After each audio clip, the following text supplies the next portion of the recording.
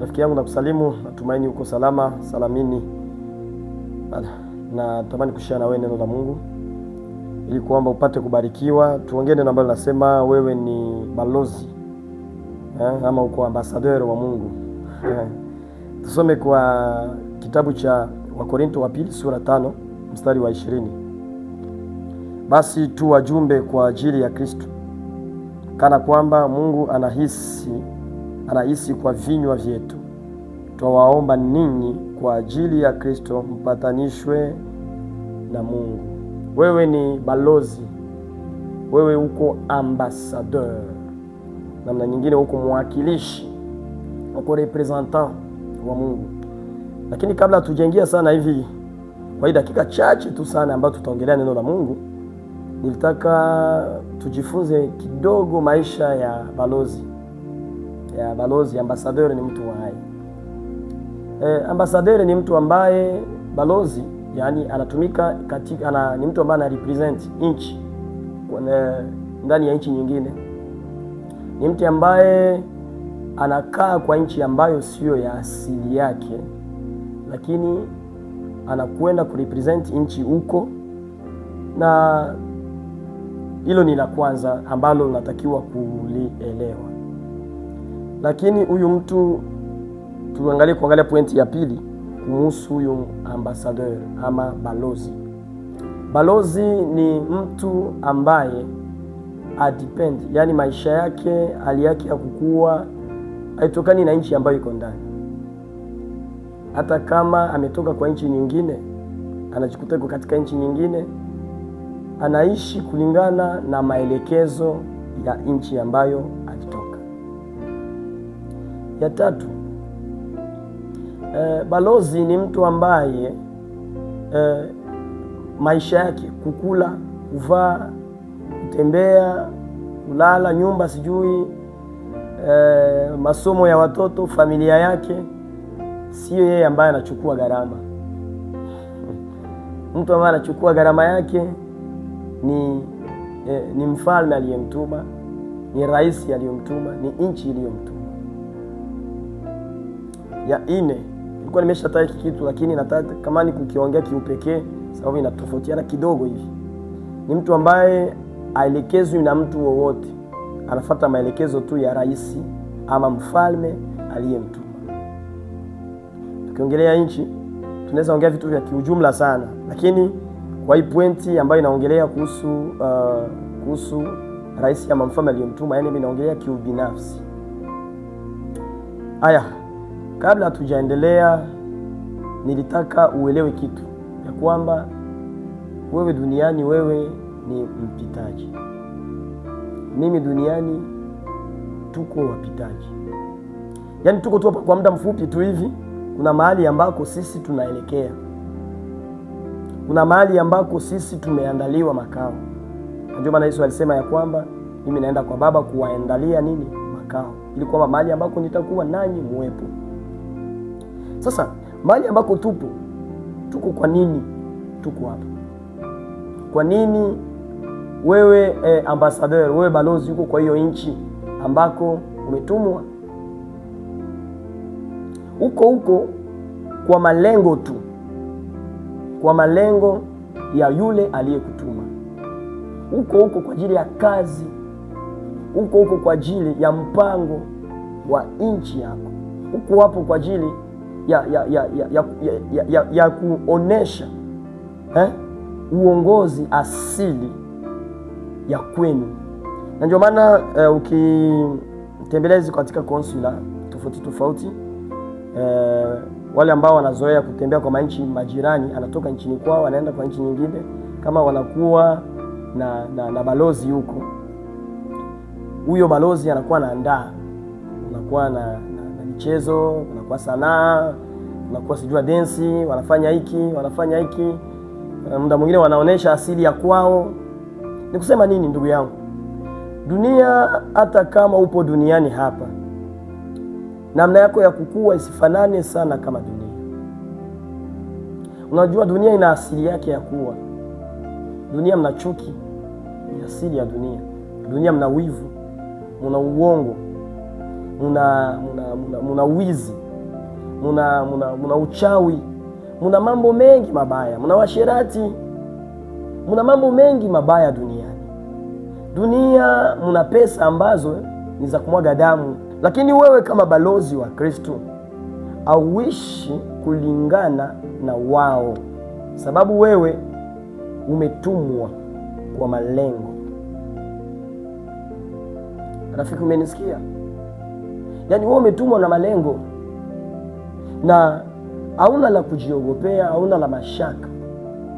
Aliyekutuma akukutuma tu ili kwamba ndio utembee. Alikutuma na uwezo, na alikutuma yani uko na protection yote, ulinzi wa namna yote.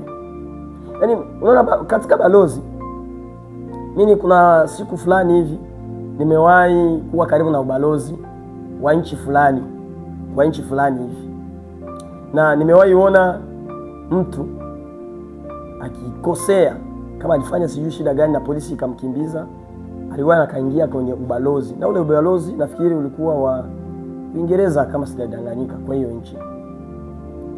Na hapo wale mapolisi walikuwa wakimfuata, hawakuingia kwenye ubalozi. Nikusema nini?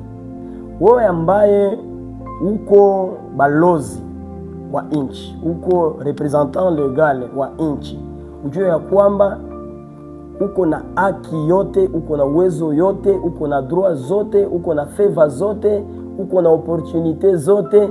Yani wewe sio mtu wa kawaida. Aliyekutuma yule iko na nguvu ya kukulinda, uko na haki ambayo inakulinda, tofauti na watu wengine. Yani watu wengine wanaweza wakaishi kama wao, lakini wewe unaishi kulingana na nini? Na sheria ambazo walikupea. Unaishi kulingana na mamlaka ambayo uliopewa, na nafasi ambayo ulipewa ya kwenda kuongoza, kwenda kutawala sehemu, kwenda kurepresent nchi yako ama ufalme wako. Wewe ni mtawala. Wewe sio mtu wa kawaida. Wanaweza wakagusa wote, hawatakugusa wewe. Wanaweza wakaharibu watu wote, hawatakuharibu wewe. Sababu gani? Sababu wewe ni mtu ambaye umetumwa kwa malengo. Wewe ni mtu ambaye umelindwa, na anakulinda ni nani? Ni Baba ambaye alikuita, ni Mungu ambaye alikutuma. Usikae kama vile yatima, usikae kama vile mtu ambaye ameachwa. Haujaachwa wewe. Mungu yuko pamoja na wewe. Baba yako yuko pamoja na wewe. Baba yangu yuko pamoja na wewe. Mbingu iko wazi pote mahali ambako ulipo. Hata inawezekana unaweza kujikuta huko kwa mazingira moja hivi. Unajua muda mwingine mtu akijikutana yuko kwenye nchi moja fulani hivi, na kuna vita, mabomu inalia huko na kule, lakini ujue kwamba embassy yako imefungwa, imelindwa. Ndio maana manchi nyingine hata ukiwa vita unakuta embassy fulani wanaitisha watu waje, mjeni hapa. Ni kwamba sababu pale wanajikana kwamba kuko nini? Kuko ulinzi. Hata wapinzani wa manchi tofauti, ukikuwa kuko vurugu kuna kule, wanafungwa, wanakimbilia kwa embassy za nchi fulani. Yaani kusema nini? Ile embassy inakuwa na security ambayo iko rassure. Yaani amani pale inatawala. Usiogope rafiki yangu kwa ajili ya mambo unapitia. Ujue ya kwamba mahali ambako upo, mkono wa Bwana uko pamoja na wewe. Sababu nini? Wewe ni ambassadeur de Dieu. Tu as une mission. Uko na mission ambayo Bwana amekupea. Na Bwana hatakubali kufia njiani, hapana. Ambassadeur wanamtoaka tu wakati mission yake inaishi. Lakini mimi natumaini mission ya Mungu pamoja na wewe ingaliki. Sababu bado angalia kuacha huko mzima. Mwisho wa kila mission ya mwanadamu duniani ni hapo tu Mungu akanyang'anya pumzi ya uzima. Lakini uko mzima, ujue ya kwamba wewe ungali na mission. Na zaidi hususa nyinyi watu ambao mnaokoka, sisi tuna mission kubwa, na la plus grande mission tunayo, mission kubwa tunayo ni gani? Ni ya kufanya hawa watu ambao wamjui Mungu, watu ambao wamepotea wamjue Mungu, watu ambao wanahangaika, wanafungwa na mapepo, watu wanafungwa na uchawi na ulozi, wamjue Mungu, wapate kufunguliwa, watu ambao wanafungwa na mahewa mbalimbali, watu ambao wanaishi katika maisha ya dhambi, ya kupotea, tupate kuwapeleka katika njia iliyo sahihi, njia ya wokovu katika Kristo. Ndio maana tumepewa mission. Yesu Kristo anaambia wanafunzi wake, nendeni ulimwenguni mkawafanye. Ndio kazi umepewa hiyo. Kwenda katika dunia. Ulimwenguni wapi? Mahali popote ulipo tu, jirani yako, rafiki yako, ndugu yako, ufanye kuwa mwanafunzi. Wewe umetumwa, wewe ni mtume. Ifanye kazi ya kubadili watu wafunguliwe kupitia wewe, watu wafanikiwe kupitia wewe, kupitia wewe wengine wapate kuwa huru, kupitia wewe wengine wamjue Kristo. Wewe ni ambassador, wewe ni balozi. Haya, Mungu akubariki. Wako mpendwa Medar Mukata, mtumishi wa Bwana.